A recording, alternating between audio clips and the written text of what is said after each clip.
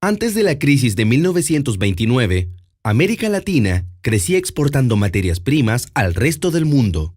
Pero la crisis lo cambió todo. Los países de América Latina se encontraron en un grave problema. La demanda mundial de sus productos cayó dramáticamente, poniendo fin al modelo de exportación primaria de la llamada primera globalización. Los países industrializados ya no necesitaban los bienes primarios para sus fábricas, que estaban paralizadas, ni muchos de los alimentos que ya no podían permitirse en sus mesas.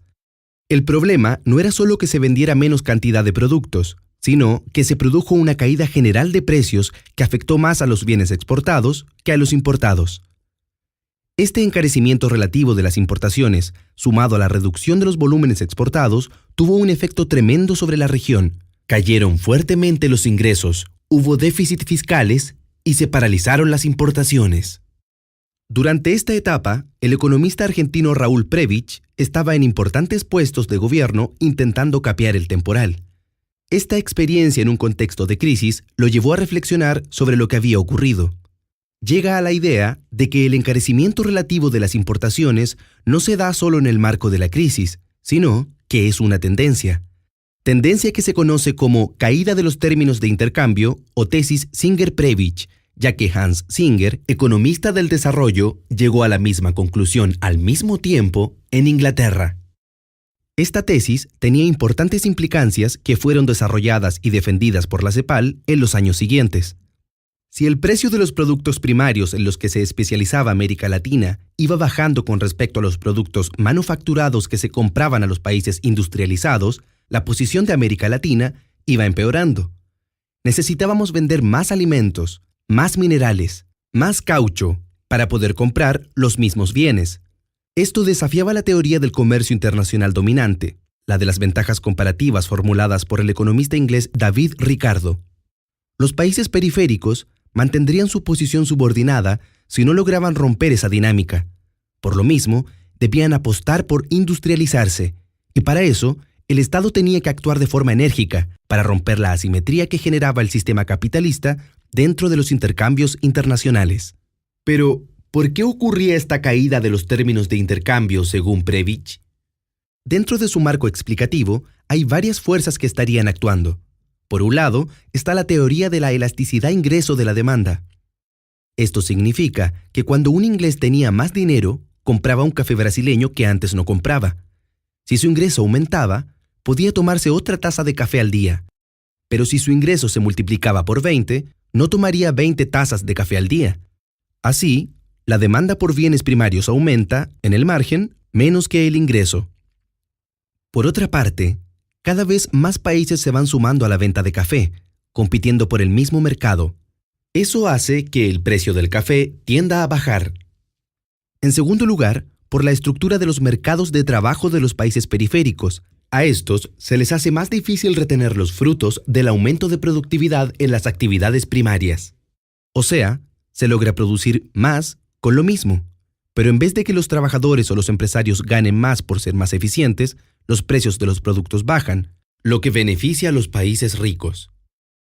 Una tercera fuerza que actuaría es el cambio tecnológico. Muchos productos primarios son reemplazados por productos sintéticos o artificiales, perdiendo posición en el mercado. Así, el salitre potásico fue reemplazado por el salitre sintético y el caucho por productos derivados del petróleo. Un cuarto elemento que influiría en la caída de los términos de intercambio sería que la amplitud de los ciclos económicos en los países de la periferia es mayor que en los países del centro. Cuando hay bonanza económica, los precios de las materias primas aumentan porque aumenta la demanda, pero cuando hay contracciones, estos caen aún más porque no hay mecanismos institucionales que frenen esa caída. Estas ideas y sus consecuencias, entre ellas la necesidad de impulsar la industrialización y fortalecer el rol de Estado, tuvieron un gran impacto en la época, logrando el apoyo de muchos intelectuales y gobiernos latinoamericanos, aunque también recibieron ataques. Pero, ¿tenía razón Prebisch cuando afirmaba que los términos de intercambio tendían a deteriorarse en el tiempo? Prebisch tenía razón en que venían cayendo entre 1914 y 1950. Pero él también pensaba que los términos de intercambio habían caído entre 1880 y 1914, y hoy sabemos que no fue así. En realidad, Los términos de intercambio mejoraron para América Latina en aquel periodo. Los datos que usaba Prebisch para aquel periodo no eran de buena calidad, ya que no estaban considerando el efecto de algunas fuerzas muy poderosas, como el impacto de la caída de los costos de transporte. Hoy, que contamos con datos de mejor calidad, sabemos que para ese periodo en particular, Prebisch se equivocaba. Con los datos que hoy tenemos sobre 150 años, ¿podemos o no afirmar que existe una tendencia de largo plazo? La visión de conjunto valida la idea de una caída de los términos de intercambio. Esta caída se da por derrumbes bruscos, tras los cuales no se recupera el nivel anterior, o por una baja gradual en otros periodos.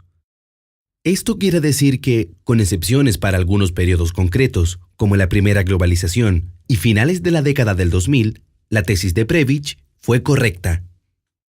Sabemos entonces hoy que Prebisch y Singer tenían razón en lo central, pero que es necesario hacer 4 matices. 1. Como vimos, hay periodos concretos en que los términos de intercambio han mejorado, más allá de que en general han caído. 2. No existe un solo tipo de bienes primarios, sino que hay muchos y cada uno se comporta de forma diferente.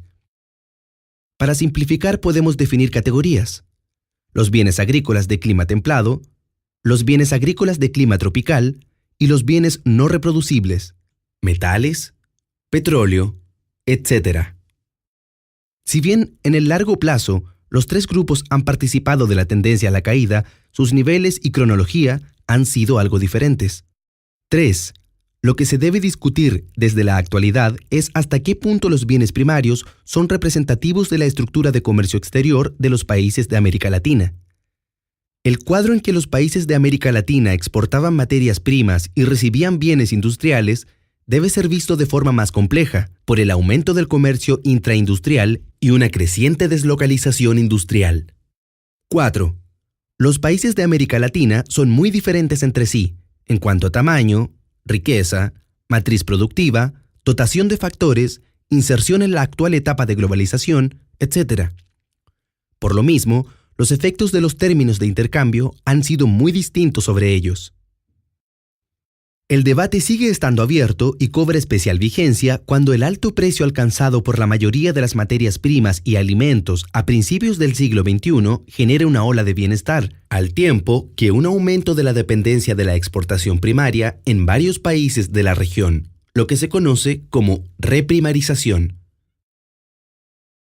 Mientras que es aún prematuro concluir que la tendencia al deterioro de los términos de intercambio se ha revertido permanentemente, sí se reafirma la idea de la alta volatilidad y carácter cíclico de los precios.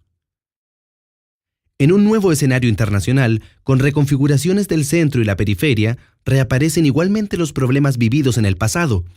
El impacto de estos ciclos en la distribución del ingreso y la riqueza, el impacto sobre la especialización productiva y la llamada heterogeneidad estructural, el impacto sobre las políticas públicas y su estabilidad.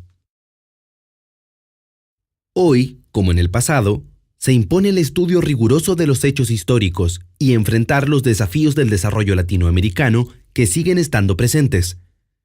Superar la limitada diversificación productiva y la heterogeneidad estructural. Promover un desarrollo con equidad cimentado en los cambios en la estructura productiva y transformar las formas de inserción de América Latina en el orden mundial. Para estas tareas, los aportes y la tradición de Prebisch y la CEPAL mantienen plena vigencia.